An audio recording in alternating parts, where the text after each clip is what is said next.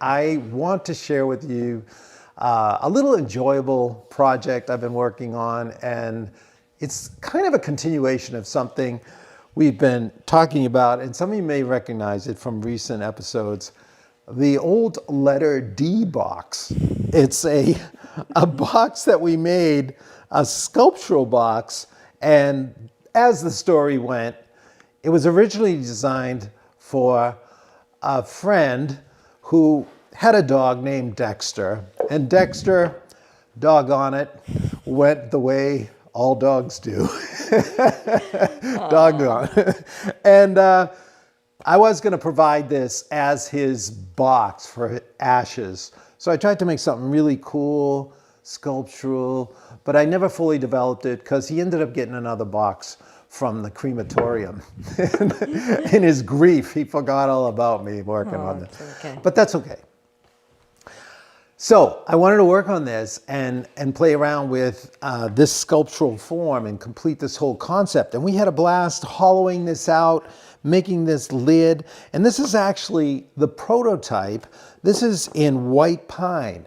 So did this just to kind of work it out and work out some of the steps and see if it was going to prove out to work well before applying these concepts and this finished kind of developed idea onto this chunk of gorgeous mahogany. This was a 4-inch solid chunk of mahogany. No glue ups on this block at all. There's a little pencil line, but look at, this was from when you used to be able to get mahogany for like this, 16 quarter for $4 a board foot. That was like 25 years ago. Anyway, I can't wait. I wanted to sculpt it, but I wanted to work it out. And so like many cases, you can develop your concepts and ideas on less expensive wood, like this piece of white pine. And I actually glued this one up, but I'm kind of liking it. Anyway, I got to the point where the top just needs something more. This is kind of like a cool version of a shaker oval box, you know, with this flat top.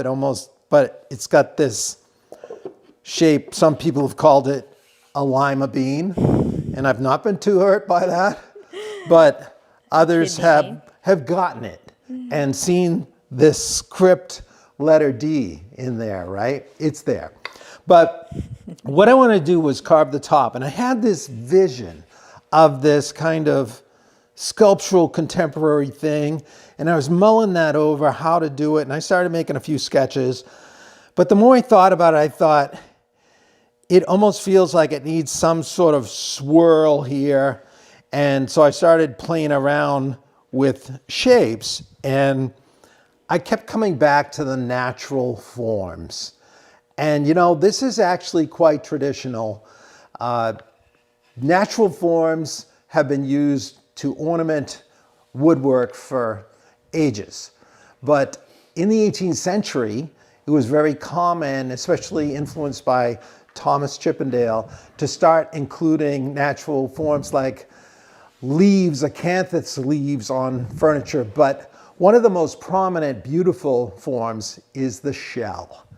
In many different aspects, you had the shell that looks almost like, I forget what that shell's called, but think of the logo for Shell gasoline. I did want a shell that was spiral, but anyway, another great form of shell that's well known in the furniture world was developed and made famous by the great cabinet makers of Newport, Rhode Island. And can we see that?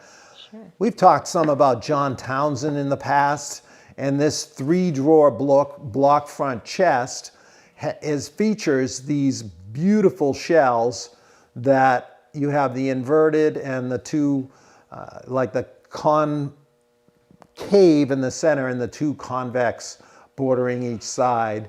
And then show the next photo. This is a close-up. This is the actual shell of the John Townsend low chest. That previous shot was actually a chest that I made to copy this. But what a beautiful form, elegant, flowing, and there's something about it that just looks great on furniture. In fact, this is not a loose idea. One of the most influential voices in the designer world was John Ruskin, who was big during the Victorian era. He was a critic of architecture and art in general. And he was, I want to read this and get this right, but he said all architecture could be judged by its dependence on natural forms. If you went off and did something that was outside of the natural world, he just thought it was a mess. And he would say it too. And he also said ornament on furniture and architecture was only acceptable when clearly derived from natural sources. These natural forms contained inherent truths and beauty. And who wouldn't agree with John Ruskin there? So you can't go wrong when you're going to apply natural forms to your work. You're founded in history, and you're also rubbing shoulders with the great influential designers in history.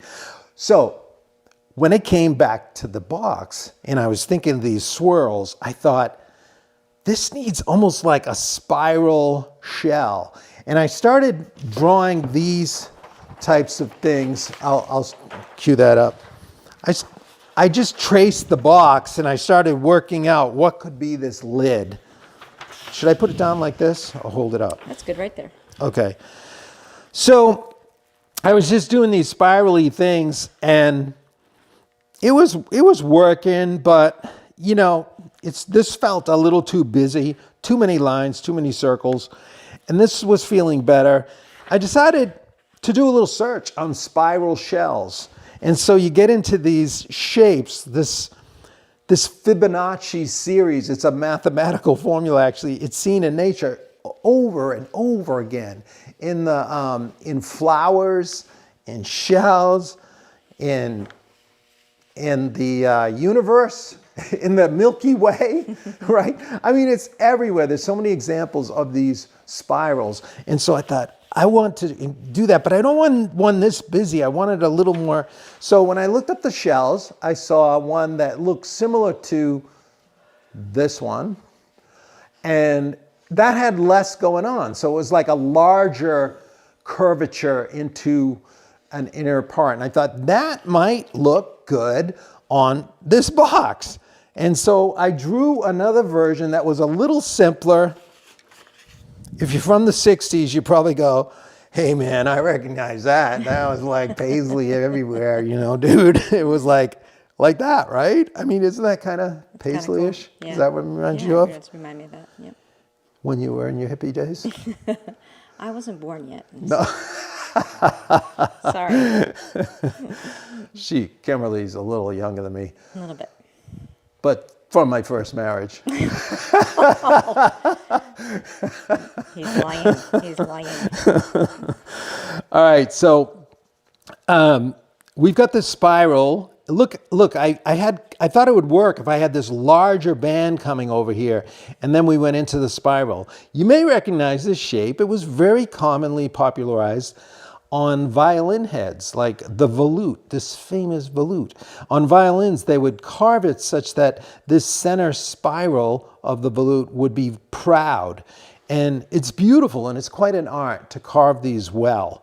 But I wanted something more roundy, like that shell we saw in the photograph. So I thought, okay, I'm gonna just carve this. This I like. Let's go ahead and see how it looks on a piece of white pine before we commit to our mahogany box and decide whether or not we like it. So I'm gonna take a little tape. We're gonna tape our pattern onto the white pine box. And then I wanna transfer this shape, this pattern, onto the lid. So I'm gonna use an awl, and we're gonna stipple through. You can see I already did this once. We've got these little holes here. And this is a very simple method used by Michelangelo. So I'm in good company.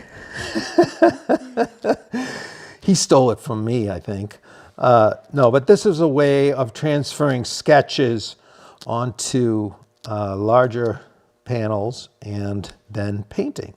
Here we're going to transfer a shape onto the box and use it as our carving outline. So this is much better with the smaller swirl, I think, to come out like this. Okay. Just going to come right here. I had a question. Arthur's asking if you could use carbon paper. Oh yeah, you could. You could. I could mark over this with carbon paper. This is a method I use a lot with furniture. Could definitely use carbon paper. But whenever you use carbon paper, I always feel like I got to draw on my paper to know where I've been with the pressure, and then I get a more messy drawing. Here I can just stipple through and preserves the drawing a little better, I think, and it's pretty fast actually and direct. So there we are. Now we're all stippled. Let me go at it this way. And now we can just simply connect the dots. So I'm going to come in here and just reform that curved line we had. Come right on out. Just sweeping curves.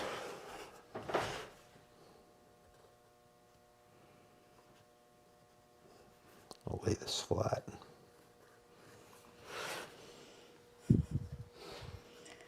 No pencil in the mouth trick tonight. Nope. No, I'm using my Arbortech pencil. This episode is brought to you. No, we don't have any official sponsors, so again. Yeah, by the way, freebie. that shell that we were discussing is a scallop shell. Scallop, I knew it. I love scallops too. I knew I was. And I got this little one here. These are spiraling out this way. So I just want to show you the approach to carving a shell like this. Just one simple approach that I've come up with for this. And it's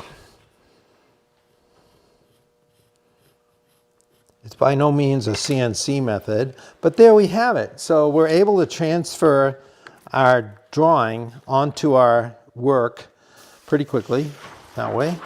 And now I'm going to put it into the vise. Let's just hold it. I'll just hold this box like this. The lid stays securely in there, so I think this will work. There it is. I think I should keep the lid on. It's holding. From crushing it, it gets tighter. All right, I'm going to snug it up again. There it is. All right, so the first thing you want to do is cut in on the line. You want to make a cut. Now, there's a couple different ways. This is a very popular way in the carving world is to use a V chisel like this. This is a 12/6. So it's cut so that it'll easily cut a V kind of groove going in any direction against the grain or with it. So the wings kind of lead the cut and keep it from tearing out. And you can kind of make these circular sweeps. But it's a little tough to just, and I want to be sure that I'm staying really accurate. So another way to do this is simply to knife it. And I know David Lamb, friend of mine, he actually uses a utility knife, a surprising amount. When you think of fine carving, you don't often think of a utility knife. But this is a bit more surgical, don't you think? We're going to use the actual scalpel. What I love about these is how sharp they are, and they do cut quite deep and quite effectively. I don't know if Tony's on, but he'll attest to that. Tony's our resident surgeon. I'm sure there's some others that I haven't seen him on here yet tonight. he's made a few cuts like this. But getting in here on these tighter curves, it's easier too with this scalpel than it is with a utility knife. So now another way to cut these curves, which you can do, is to have chisels of different sweeps. And I've done this in other applications, and you can actually often line them up to match the arc of your chisel, or you can walk it along if it's a wider one. You see how this one, it almost fits exactly right there. You can just sort of walk it along, but then it gets so tight. This one's changing so much.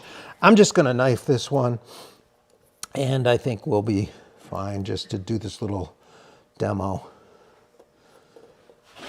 So I'm gonna sweep right around. This is making a nice kind of deep stop cut in the white pine. And this is really nice because it's cutting quite deep for,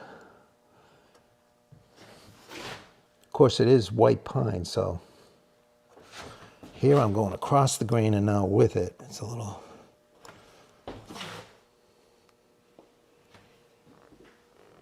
right here is where we have that little center eye. Here I might want an actual carving chisel. So check this out. See this one has the roundedness. See that? It's a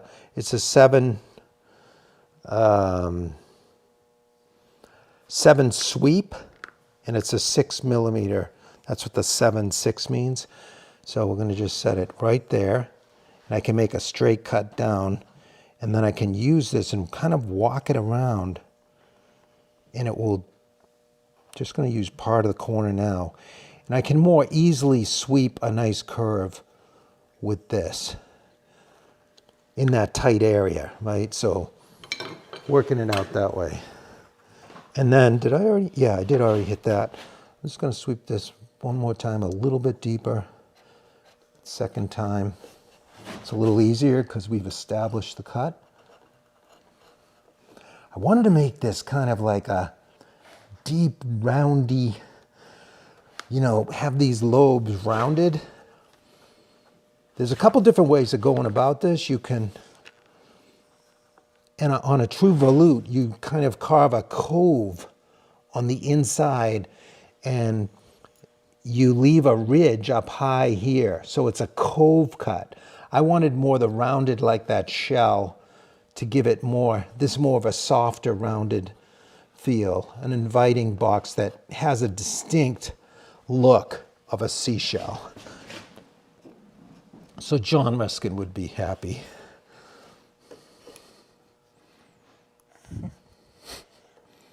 What was his, do you know when he was alive? He was Victorian, he was late 1800s. I think he was quite opinionated. He was a spiritual man too, and he was just very into how the architectural world and natural world or of architecture was influenced morality and truth. And he was a big influential founder of the arts and crafts movement. So pretty interesting guy. So that's what you got to do. That's common with a lot of carving, is where you initially outline. So either with the veining chisel here, in this case, we're going to go with the knifing method. So I'm going to just use a 1/2-inch flat chisel, right? We could use rounded sweeps, but in this case, I'm just going to put the bevel down, and I just want to make this angled cut. Now, this is really a practice in thinking about grain direction, because I'm going with the grain here, but the grain is running out right here. Okay, so if I go in this direction, I'm going to lift that and chip it out.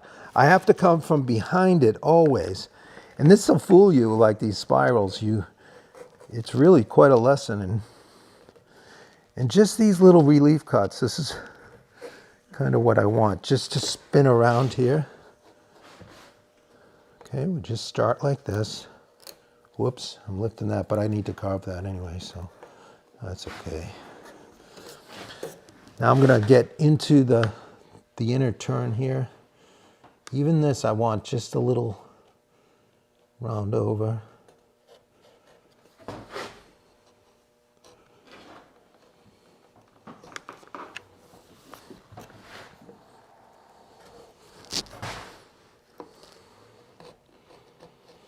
I think this live audience is getting a look at how tight the camera lady gets sometimes.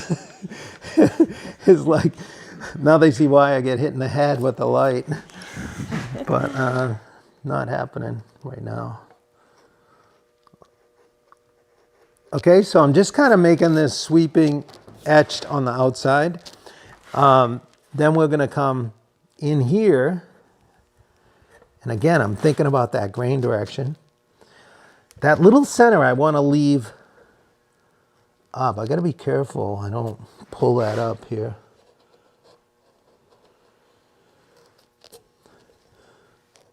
This is soft, but I want to make some nice smooth sweeps here. I'll come back this way.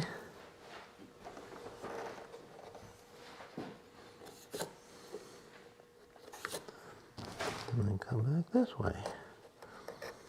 So having that relief cut, you can see how we're just kind of angling down into that knife cut from both directions. And we're going to create the illusion of depth. Now I can come this way. The big one. Once we get out in this area, we can be a little more aggressive.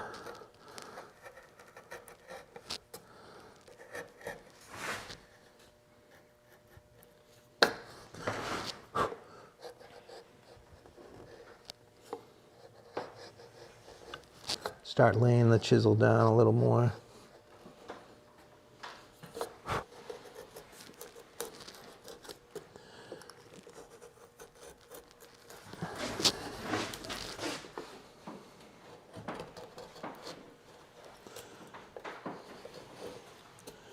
Just sweep right in.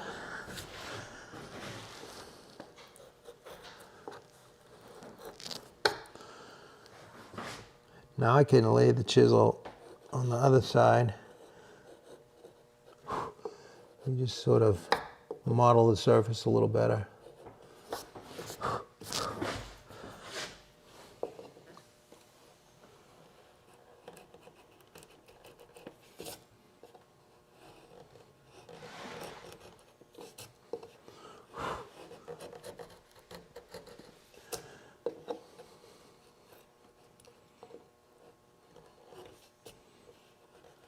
Sweep right around there. Just kind of making a bevel cut to start with, and then I can go in and round it up, shape it up a little better after.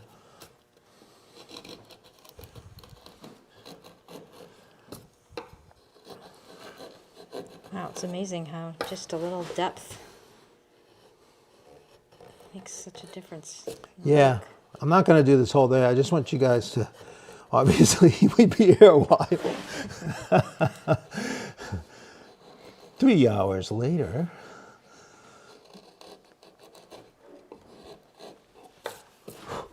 But then you can always come back in and redefine. If you want to go deeper, you can redefine your depth by cutting it again. Release those fibers. And it'll give you a little deeper to go where when the chips stop releasing, you know and you want to get a greater depth, you can just make a little deeper cut right from that point. And I do want this to be pronounced and have a nice swirl, just like our Oh, can you imagine how much effort it's going to take with the other kind of wood? Tim's mentioning this would be more difficult. Walnut or cherry or mahogany, right? Mahogany, yeah. Well, mahogany is a gorgeous textured wood. So, yeah, it will take some time, you know. But the rewards are spectacular. All right, so I'm going to hold it flat this time. You I'm can going to find the really good kind of mahogany anyway. yeah, this is genuine South American mahogany from some time ago.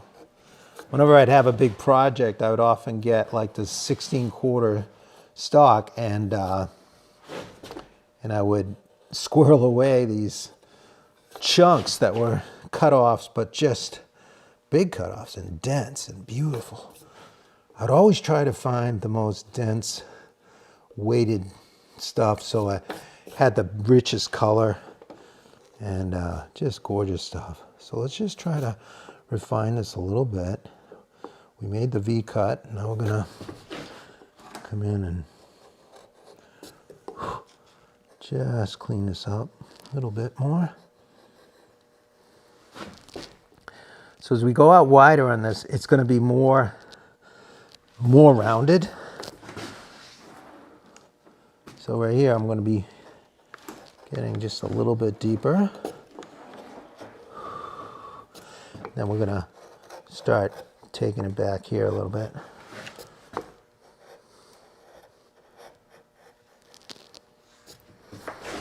Are we feeling the truth and morality of this yet? It's oozing, oozing out of this project. Beauty. You have to believe. You got to believe.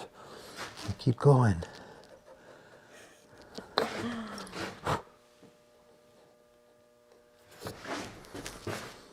This is tricky right in here where the grain is very fine. Okay, now let's get out here and do a little more heavy work.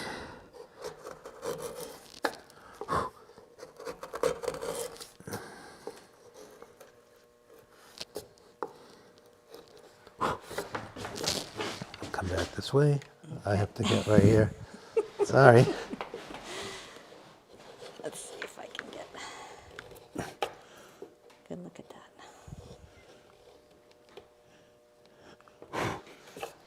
Okay, now we're going to start just tapering this down a little bit.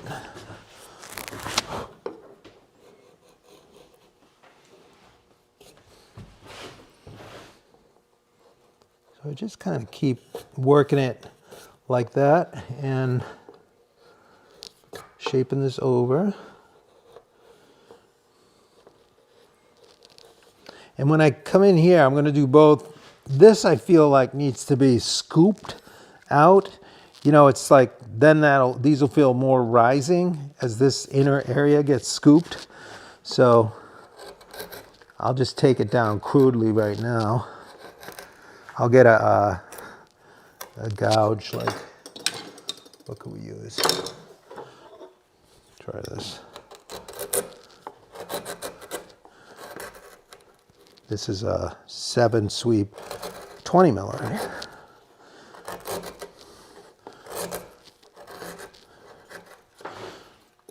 I won't walk over there.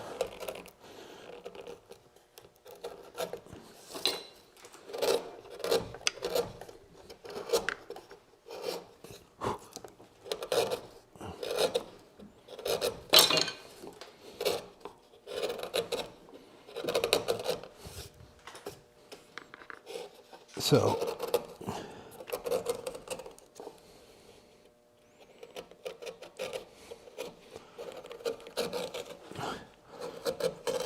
that'll have something of that feel. I'm not going to go all in there, but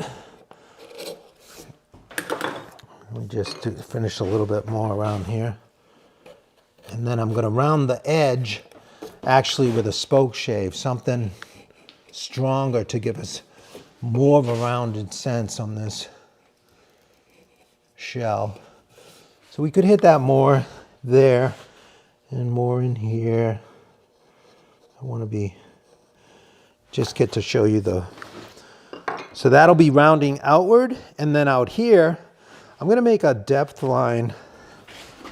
I don't know, somewhere, let's start with there. I could go there, sweep around. I want this rounded over to really feel like you're looking at the top of that big rounded shell. So to do that, we're gonna go with a spoke shave.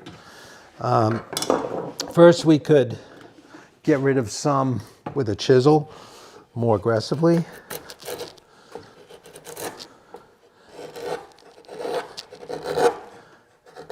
Again, we're using the direction of the grain, sweeping around.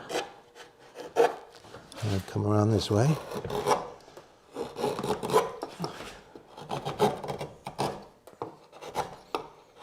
This is the fun stuff. So where this lobe is out here, it really gets rounded quite a lot. So let's go to the spoke shape now, just to give you the sense of how this can go. Gotta get it up higher.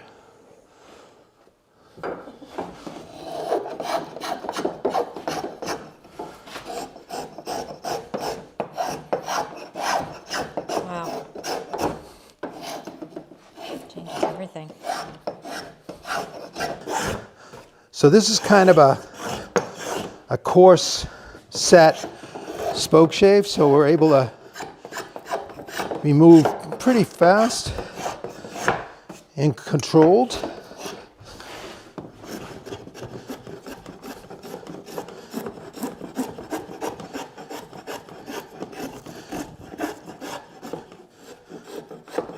That's awesome. And then once we get to there, we're gonna go to a lesser set, not so deep, to do a little more refining, shaping.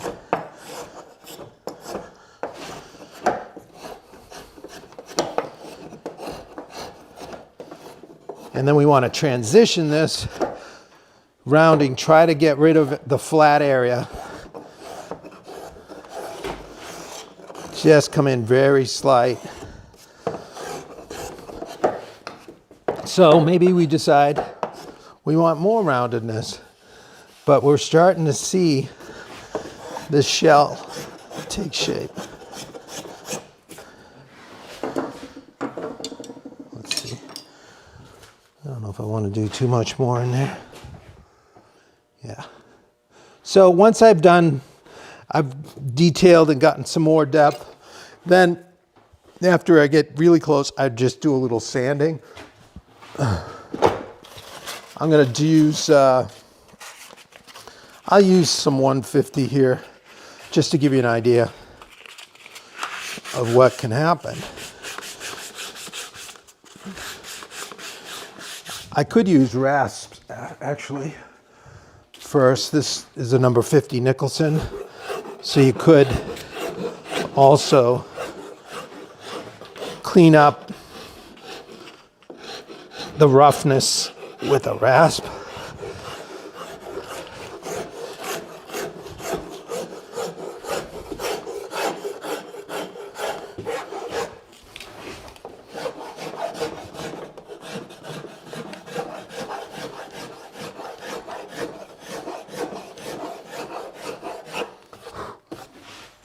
And then you could file and even card scrape if I got a good edge on this.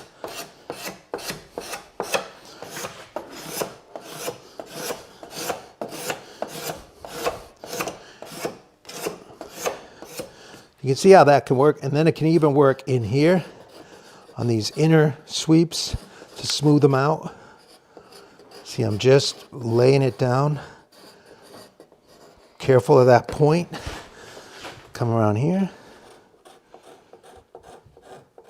Nice little hook on this, giving us a scraping factor.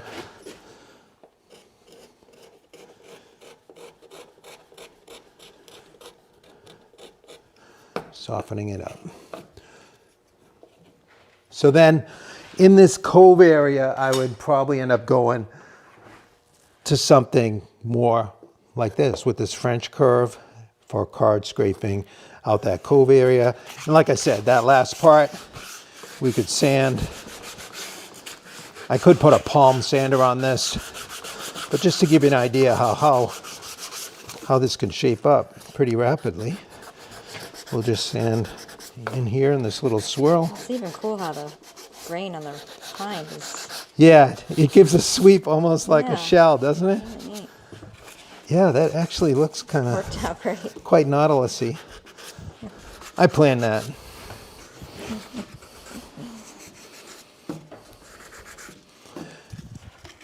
So you can see, we'll just work in, just try to get rid of some of that roundedness. And you can really see this shell start to come alive.